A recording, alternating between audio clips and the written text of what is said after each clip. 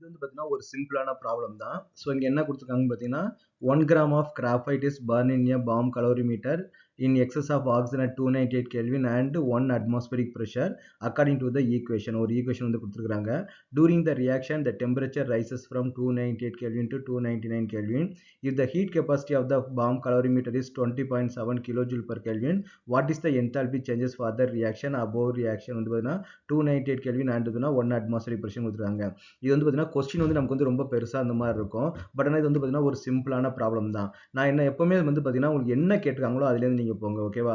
So இங்கே என்ன கேட்டாங்கன்னா என்தால்பி சேஞ்சஸ் வந்து உங்களுக்கு வந்து கேட்டுக்கிறாங்க. அப்போ என்தால்பி சேஞ்சஸ்ன்றது நமக்கு என்ன பார்த்தீங்கன்னா டெல்டா ஹெச் வந்து நமக்கு வந்து கொடுத்துருக்காங்க இல்லையா?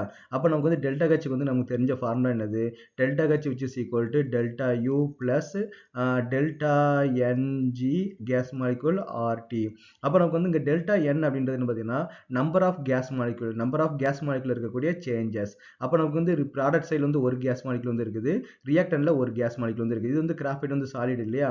அப்போ ப்ராடக்ட் மைனஸ் ரியாக்டன்ட் 1 மைனஸ் 1 நமக்கு என்ன வந்துடும்? இங்கே வந்து 0 வந்து வந்துடும். அப்போ இங்கே 0 வந்துருச்சுன்னா அந்த ஹோல் டேமும் நமக்கு வந்து 0 ஆகிடும். அப்போ நமக்கு வந்து delta H which is equal to delta you. அப்போ இந்த கண்டிஷனுக்கு டெல்டா ஹெச்சும் டெல்டா யூ நமக்கு எப்படி இருக்கும்? ஈக்குவலாக தான் நமக்கு வந்து இருக்கும், ஓகேவா? ஸோ அப்போ நம்ம ரெண்டுக்குமே ஒன்று தான். அப்போ இங்கே டெல்டா யூ அப்படிங்க என்ன பண்ணுறாங்கன்னா பாம் கலோரிமீட்டர் வந்து யூஸ் பண்ணிக்கிறாங்க. அப்போ பாம் கலோரிமீட்டர்னு பார்த்தீங்கன்னா வால்யூம் வந்து நமக்கு வந்து சேஞ்சஸ் இருக்காது.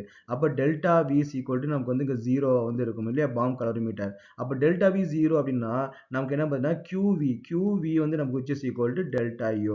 அப்போ QVயும் டெல்டா யூ நமக்கு வந்து ஈக்குவலாக வந்து இருக்கும். அப்போ QVக்கு நமக்கு என்ன ஃபார்முலா அப்படின்னு பார்த்தீங்கன்னா CV இன்ட்டு RT.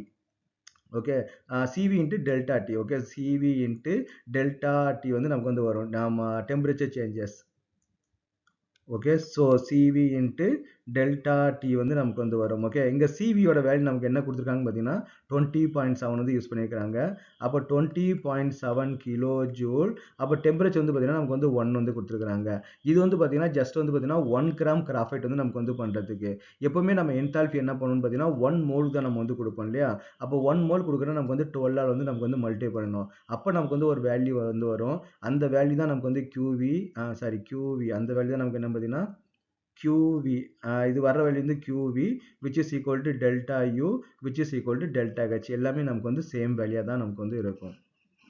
ஸோ இந்த வேல்யூ நீங்கள் வந்து சப்ஸ்டிட் பண்ணிங்கன்னா you will get that answer. இதோட ஃபுல் டீட்டெயில் வீடியோ வந்து நான் வந்து ஃபுல் வீடியோவாக நான் உங்களுக்கு வந்து நான் போட்டுக்கிறேன்.